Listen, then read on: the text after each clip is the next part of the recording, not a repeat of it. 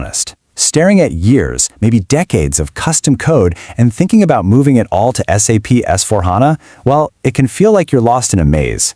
But it really doesn't have to be that complicated. In this explainer, we're going to hand you the map and turn that tangled journey into a straight, clear path forward. So, you're making the big move to S/4HANA. That's awesome.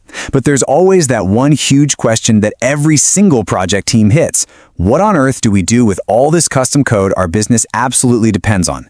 Because, and this is the important part, you can't just copy and paste it over and hope for the best. So here's our game plan. First, we're going to tackle the why, understanding the core challenge itself. Then, we'll get into the how, right? We'll start by figuring out what to keep and what to toss. After that, we'll dig into adapting the code you've decided is coming with you. And finally, we'll look ahead, talking about modernizing your code and really cranking up its performance. All right, first things first. Let's get right to the heart of it. Why is this even a thing? Why does your perfectly good custom code suddenly need all this attention? Well, it all boils down to the fact that S/4HANA is a fundamentally different beast than what came before. This slide really nails the core issue. On the left, in your old SAP Business Suite, your custom ABAP code just worked. No problem. But on the right, in S/4HANA, things are different. SAP did a whole lot of housekeeping and streamlined its own code, which is great for performance. But it means that some of the standard SAP objects your code was built on, they might have changed, or in some cases, vanished completely. And that, right there, is what breaks your custom programs. So how in the world are you supposed to know what changed? Thankfully, you're not flying blind. SAP gives you a critical tool called the Simplification Database. Just think of it as your official instruction manual for the migration. It's basically a big table that lists every single simplified object, tells you exactly what changed, and even gives you a direct link to the SAP note on how to fix your code. This thing is your absolute source of truth. Okay, so now we get why our code needs to be adapted. The next, very logical question is what code actually needs the work? And this brings us to the scoping phase. You know, this is all about being smart, doing some prep work, and seriously reducing your overall workload.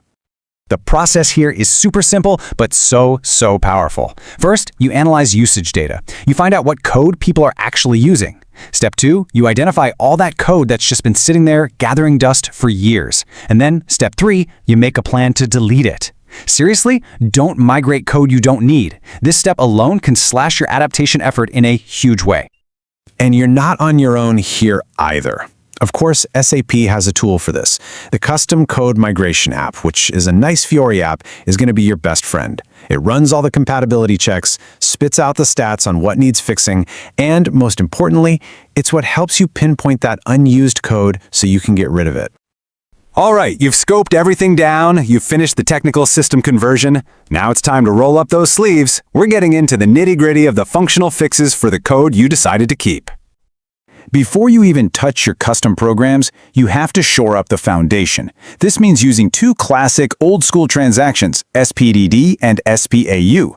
They're what you use to manage any direct changes you might have made to SAP's own standard stuff, like data structures. This is a mandatory first step. You gotta get this right to make sure your whole system is stable. Once those manual fixes are out of the way, you bring in the main event, the ABAP Test Cockpit, or ATC. Think of it like a super-powered code scanner. You run it with the special S/4HANA checks, and it gives you a to-do list of every single issue. And the best part, for so many common problems, it offers quick fixes that let you correct the code semi-automatically with just a click or two. Now here's a pro tip, and you really need to listen to this one. Don't try to fix everything at once. The ATC can't see deeper issues if the basic syntax is broken. So, the right way to do it is to run the ATC, use the quick fixes to clear out all those simple syntax errors, and then run the ATC again. I guarantee you that second pass will uncover a whole new layer of issues that were hidden the first time. So, fixing your code so it just works on S/4HANA, that's one thing, but making it ready for the future, that's a whole different ballgame. And this is where we shift our thinking from just making mandatory fixes to embracing a long-term strategy that SAP calls the clean core. The whole point of a clean core is to make future upgrades painless. It's that simple. Right now, all your old code starts out as what you see here, Tier 3. The dream, the ideal state is to get everything to Tier 1. That means your code only talks to the SAP system through stable, officially released APIs. Why? Because it means SAP can't accidentally break your code with an update. Now, if a released API isn't available, you build a Tier 2 wrapper as a temporary solution. This tiered approach is what's going to keep your system stable and easy to upgrade for years to come. We are in the home stretch now. Your code works, it's modernized, but is it fast? This final phase is all about performance, making sure your code runs like a dream on that powerful HANA database. Look, the ATC can give you some general hints about performance, but you can't realistically optimize every single line of code. It's just not practical. For real impact, you need the SQL Performance Tuning Worklist. This tool is an absolute game changer. It combines the static checks from the ATC with actual runtime data from your system's SQL monitor. And that combo lets you zero in on the exact pieces of code, the critical performance hotspots that are actually slowing things down in the real world. So let's wrap this all up. We saw that S/4HANA's new simplified architecture is the reason we have to adapt our code in the first place. The smartest way to start is by scoping your project down, getting rid of the junk you don't need. From there, use powerful tools like the ABAP Test Cockpit and its quick fixes to handle the bulk of the adaptation work. And finally, you shift your focus to the future, right? Modernizing towards a clean core to make upgrades a breeze, and using targeted tools to hunt down and fix only the performance hotspots that truly matter. And that really brings us to the final question you should be asking yourself. Getting your code running on S/4HANA is a massive win, no doubt. You've navigated the maze. But the real question is, have you set yourself up for what comes next?